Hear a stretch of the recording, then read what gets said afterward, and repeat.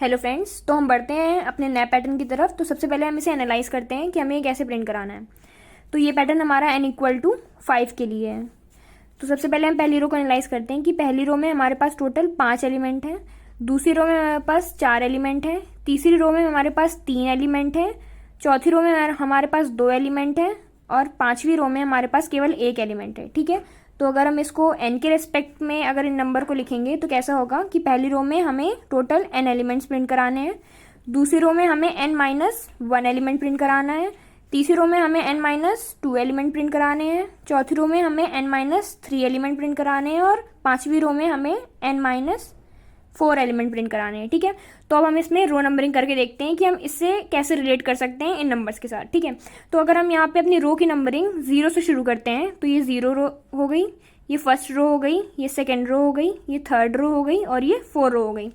अब अगर हम इसमें रिलेशन फाइंड करने की कोशिश करें तो हमें क्या दिख रहा है कि पहली रो में हमें n-0 एलिमेंट प्रिंट कराने हैं, दूसरी रो में n-1 एलिमेंट प्रिंट कराने हैं, तीसरी रो में हमें n-2 एलिमेंट प्रिंट कराने हैं, तो एंड सो ऑन। तो अगर हम इससे क्या समझ में आ रहा है कि हर रो में हमें कितने एलिमेंट प्रिंट कराने हैं n-i, क्योंकि i हमारा यहाँ रो नंबर को डिनोट कर रहा है। ठीक है, तो अब हम इसे कोड करते हैं और देखते हैं कि हम कैसे सॉल्व कर सकते हैं इसे। तो ऐसे क्वेश्चन के लिए नॉर्मली में 2 लूप चाहिए होते हैं, जिसमें पहला लूप जो होता है वो हमें बताता है कि हमारे प्रोग्राम में टोटल कितनी नंबर ऑफ रोज होने वाली हैं, और उसके अंदर वाला लूप क्या होता है जो हमें बताता है कि हर रो के अंदर हमें प्रिंट क्या कराना है। ठीक है, तो सबसे पहले हम अपना पहला फॉर लूप लिखते हैं।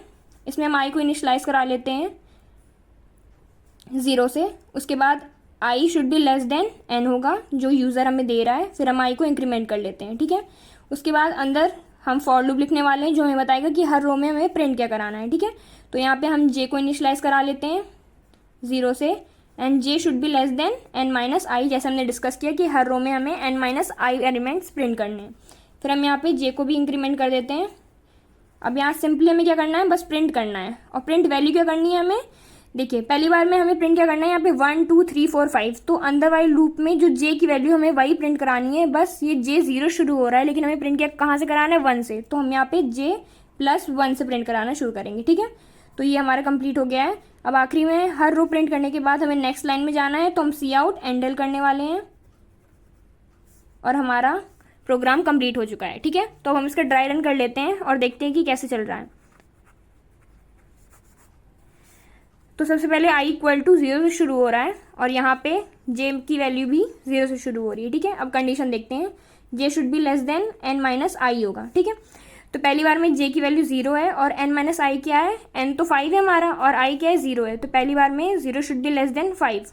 ठीक है, तो अब यहाँ j की वैल्यू हमें प्रिंट करानी है। तो अगर हम देखेंगे कि प्रिंट क्या कराना है, तो j+1 प्रिंट करा रहे हैं हम, तो j की वैल्यू पहले 1 होगी। जैसे 0 के लिए हमने j की वैल्यू 1 प्रिंट करा दी है, उसके बाद हमारा j इंक्रीमेंट होगा और j की वैल्यू 1 हो गई होगी। फिर कंडीशन चेक करेंगे, 1 शुड बी लेस देन 5, ये भी सही है, तो अब फिर से j की वैल्यू 2 प्रिंट हो जाएगी, मतलब j+1। उसके बाद फिर से j की वैल्यू इंक्रीमेंट होगी, 2 हो जाएगी, 2 स्टिल लेस देन 5 है, तो j+1 प्रिंट होगा, 3 प्रिंट हो जाएगा। फिर j की वैल्यू इंक्रीमेंट होगी, 3 हो जाएगी और 3 अभी भी 5 से छोटा है, तो हम यहाँ पे 3+1 यानी 4 प्रिंट करा देंगे और j की वैल्यू फिर से इंक्रीमेंट करेंगे तो 4 हो जाएगी और 4 इज स्टिल लेस देन 5 है, तो फिर से यहाँ j+1 विच इज़ 5 हम यहाँ प्रिंट करा देंगे। ठीक है, तो पहली आइट्रेशन इस तरह कंप्लीट हो जाएगी क्योंकि j को अगर हम फिर से इंक्रीमेंट करेंगे तो वो 5 होगा और 5 हमारा लेस देन नहीं है 5 से, तो हमारी ये आइट्रेशन अंदर वाली कंप्लीट हो चुकी है। अब फिर से i इंक्रीमेंट होगा तो i की वैल्यू 1 हो जाएगी और j की वैल्यू फिर से शुरू होगी 0 से और हमारा यही लूप ऐसे फिर से प्रिंट हो जाएगा 1 2 3 4 एंड सो ऑन। तो अब हमारा ड्राई रन कंप्लीट हो गया है। अब हम बढ़ते हैं कोड की तरफ। ओके गाइस, तो हम आ गए अपने GFG पोर्टल पे। तो हम अपना कोडिंग पार्ट स्टार्ट करते हैं। यहाँ पे हम एक नेस्टेड फॉर लूप लिखने वाले हैं, जिसमें हम पहला फॉर लूप लिखना शुरू करते हैं। इसमें हम सिंपली i को इनिशियलाइज कर लेंगे 0 से, उसके बाद हम अपनी कंडीशन लिखेंगे i should be less than n, फिर हम i को इंक्रीमेंट कर लेंगे। ये पहला फॉर लूप किस लिए, जो हमें बता रहा है कि हमारे कोड में कितनी नंबर ऑफ लाइन्स होने वाली हैं। ठीक है, लाइन्स या फिर कह सकते हैं हम कितनी नंबर ऑफ रोज होने वाली हैं। अब हम दूसरा फॉर लूप लिखेंगे, यहाँ पे हम j को इनिशियलाइज कर लेंगे 0 से, फिर कंडीशन लिखेंगे j should be less than n-i, फिर हम j को इंक्रीमेंट कर लेंगे। अब हम यहाँ पे प्रिंट करेंगे सी आउट j+1, और जैसे कि हम देख सकते हैं कि हमें हर नंबर के बाद एक स्पेस देनी है, तो हम वो स्पेस भी प्रिंट करा लेंगे।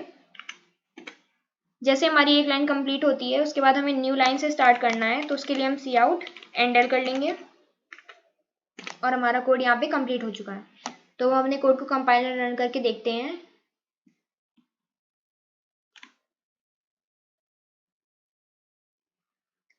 तो जैसे कि हम देख सकते हैं कि हमारा एक्सपेक्टेड आउटपुट बिल्कुल सही आ रहा है, तो हम इस कोड को सबमिट करा लेते हैं।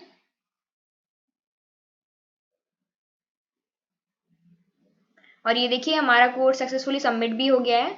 सो आई होप गाइज आपको ये वीडियो समझ में आई होगी, और अगर आपको इससे रिलेटेड कोई भी डाउट है तो आप उसे वो कमेंट सेक्शन में पूछ सकते हैं। सो मिलते हैं अगली वीडियो में एक नए पैटर्न के साथ। So please do like share and subscribe our channel. Thank you.